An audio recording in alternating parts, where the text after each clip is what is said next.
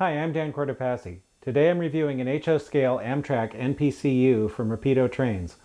Despite the name, this is a powered unit, not a dummy.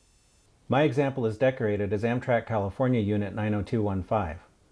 The model is available in two versions.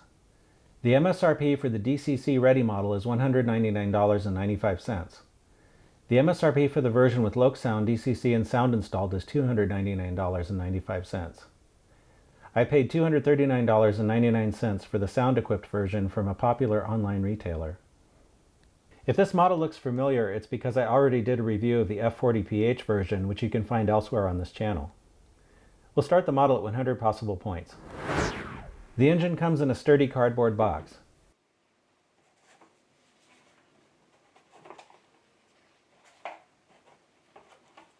Inside is a manual and a decal sheet with small stencils. A clear two-piece plastic cradle protects the model. The outer sleeve slips off and then the inner piece can be opened. The manual has instructions for the NPCU version of this model on one side and for the F40PH version on the other. The manual covers how to operate both the DC and DCC versions of the locomotive and has Rapido's usual dose of humor thrown in.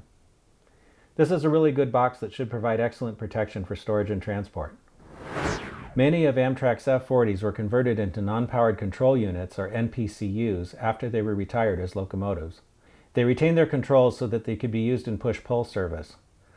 The space where the original diesel prime mover was housed became a baggage compartment. The name Cabbage is sometimes used to describe these units, as they have a cab and can carry baggage. I photographed the real 90215 in Denair, California in 2015, and again at Crockett, California in 2016. This unit has worn several Amtrak paint schemes and was repainted into this scheme by early 2014. On the real 90215, the blue and teal stripes do not extend across the baggage door on the fireman's side. This would require some effort to correct, so I'm taking 5 points. There are separation lines dividing the nose stripes into quarters on the real unit. These are not present on the model, though some thin silver decal stripes could fix this.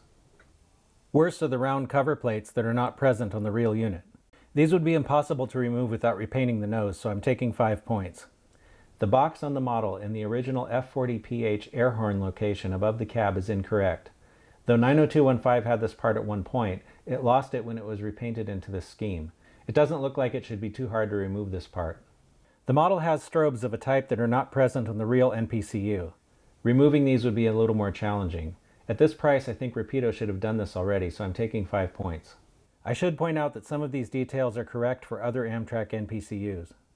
The decal sheet that comes with the model has small stencils and white striping. This is the same sheet included with the F40PH version of the model and does not appear to be necessary or accurate for this NPCU version in this paint scheme. The paint on the model is opaque and thin enough not to obscure detail. The blue and teal stripes are crisp, and I only found some voids at panel seams.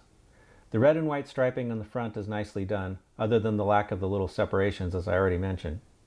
All of the markings are very sharp. There aren't a lot of tiny stencils, but there don't appear to be many on the real NPCU either. On the sides, the model has nicely rendered panel detail and freestanding grabs. The corrugations on the roll-up baggage doors look good. The doors do not actually open. The side windows are flush mounted with gasket detail and look really nice. The cab has an interior. There is good plumbing detail below the sill. The trucks have brake lines. In front, the model has more freestanding grab irons and separately applied windshield wipers. The plow appears to match prototype photos. There are uncoupling levers in there, though they're very hard to see. I really like how the number boards have the numbers mounted behind the clear glazing rather than on the front, making them look more like real number boards behind glass. This is something I do when I build my own diesels, and I think it looks really good. The sand filler hatches are separate parts.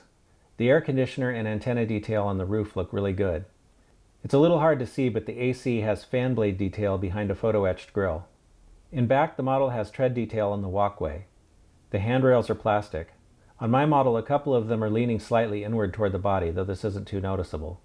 The pilots on both ends have hose detail, though some of the hoses look too thick in cross-section. The air hose in the back sticks out beyond the coupler. It's somewhat flexible, so this probably won't cause issues when coupled to other equipment. On top, the model has freestanding lift rings. In photos of 90215 prior to getting this paint scheme, the NPCU appeared to have plain sheet metal rather than diamond plate on the roof. Unfortunately, I haven't found a good enough roof shot to say for certain if this is correct, so I'm giving the model the benefit of the doubt. Underneath, the engine has good air reservoir detail. All 4 axles are powered and all 8 wheels pick up current. The model has KD number 5 or similar knuckle couplers on both ends. The coupler in front is at the correct height, though I did need to adjust the trip pin as it was hanging too low. The coupler in the rear is low, so I'm taking 5 points. The wheels are engaged, but the flanges are slightly too wide to fit the NMRA gauge. There's a small chance that this might cause issues when running on track built to very tight NMRA specs. There's no body wobble. The engine weighs 16.2 ounces. Pulling power peaked at 4.2 ounces when I tested it with my force gauge, which is really good for a non-powered unit.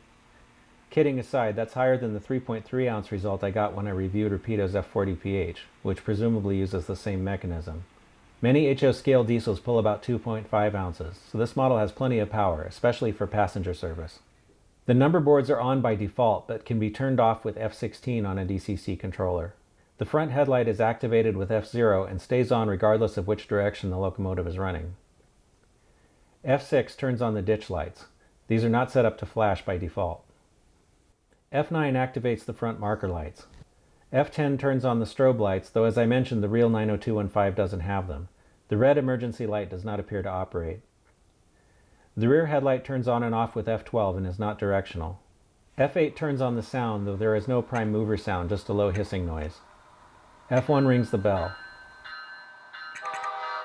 F2 sounds the horn. The engine starts and runs very smoothly. The decoder has some other sounds as well that can be activated with various function keys.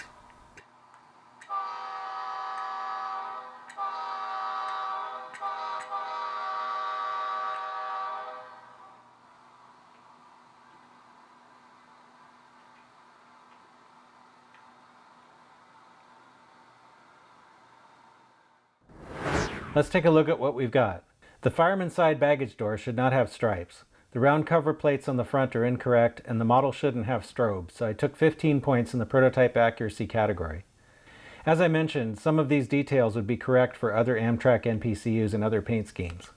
The rear coupler was low, so I took 5 points in the standards and operation category. That leaves us with a total of 80 out of 100 possible points, which would be a B- on a report card. This is a good model and it deserves a green signal. Even though this has a few flaws for this particular paint scheme, overall it's still a nice model of an NPCU. If you need one of these for one of your Amtrak or Amtrak California trains, I think you'll like it.